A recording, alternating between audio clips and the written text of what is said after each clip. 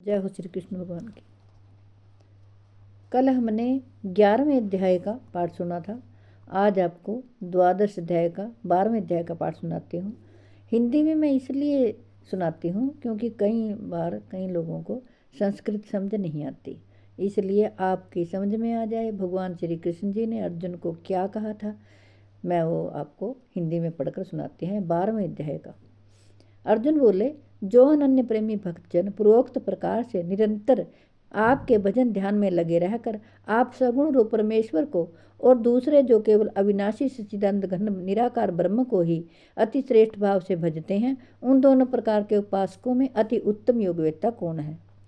श्री कृष्ण भगवान बोले, मुझ में मन को एकाग्र करके निरंतर मेरे भजन ध्यान में लगे हुए जो भक्तजन अतिशय श्रेष्ठ श्रद्धा से युक्त होकर मुझ सगुण रूप परमेश्वर को भजते हैं, वे मुझको योगियों में अति उत्तम योगी मान्य हैं।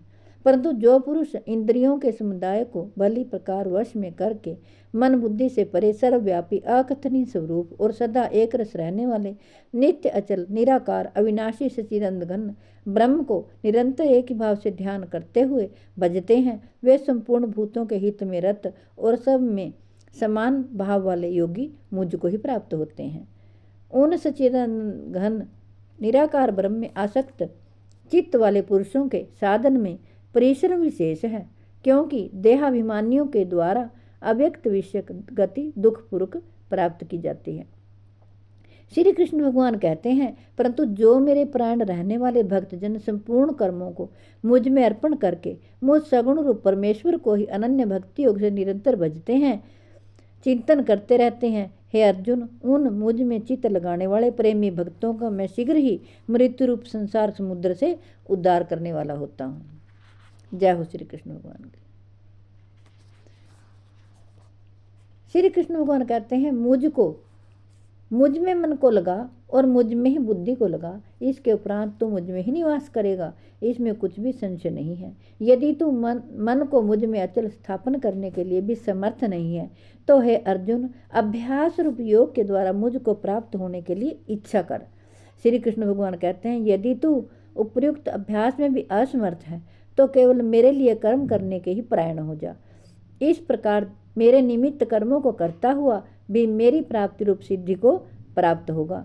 श्री कृष्ण भगवान कहते हैं, यदि मेरी प्राप्ति रूप योग के आश्रित होकर उपयुक्त साधन को करने में भी तू असमर्थ है, तो मन बुद्धि आदि पर विजय प्राप्त करने वाला होकर सब कर्मों के फल का त्याग करते। श्री कृष्ण भगवान कहते हैं, मर्म को ना जानकर किए हुए अभ्यास से ज्ञान श्रेष्ठ है, और ज्ञान से मुझे परमेश्वर के स्वरूप का ध्यान श्रेष्ठ है, और ध्यान से भी सब कर्मों के फल का त्याग श्रेष्ठ है, क्योंकि त्याग से तत्काल ही परम शांति होती है। जो पुरुष सब भूतों में द्वेष भाव से रहित है, स्वार्थ रहित सबका प्रेमी और हेतु दयालु है, तथा ममता से रहित अहंकार से रहित सुख दुखों की प्राप्ति में सम और क्षमावान है, अर्थात अपराध करने वाले को भी अभय देने वाला है, तथा जो योगी निरंतर संतुष्ट है, मन इंद्रियों सहित शरीर को वश में किए हुए है और मुझ में दृढ़ निश्चय वाला है, वह मुझ में अर्पण किए हुए मन बुद्धि वाला भक्त, मेरा भक्त मुझको अतिशय प्रिय है। श्री कृष्ण भगवान कहते हैं, जो जिससे कोई भी जीव उद्वेग को प्राप्त नहीं होता और जो स्वयं भी किसी जीव से उद्वेग को प्राप्त नहीं होता, तथा जो हर्ष मर्ष भय और उद्वेग आदि से रहित है, वह भक्त मुझको प्रिय है। श्री कृष्ण भगवान कहते हैं,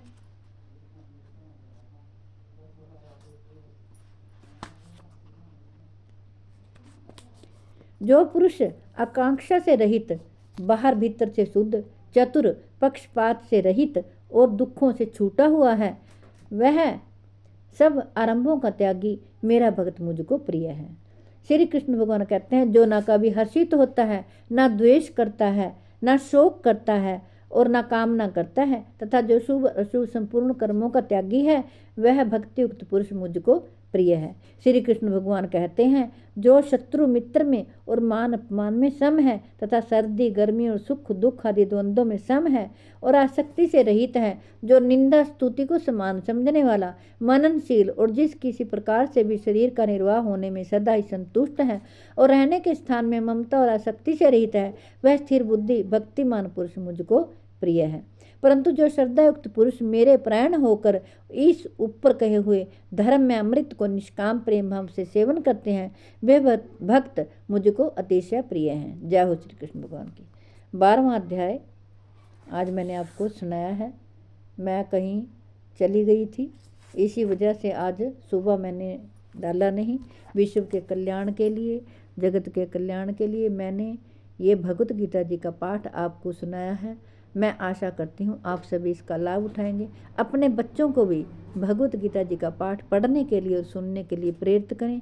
और अपने माता पिता जो वृद्ध हैं, जो मंदिर तक नहीं जा सकते, जो चल फिर नहीं सकते, उनको भी भगवत गीता जी का पाठ सुनाएं।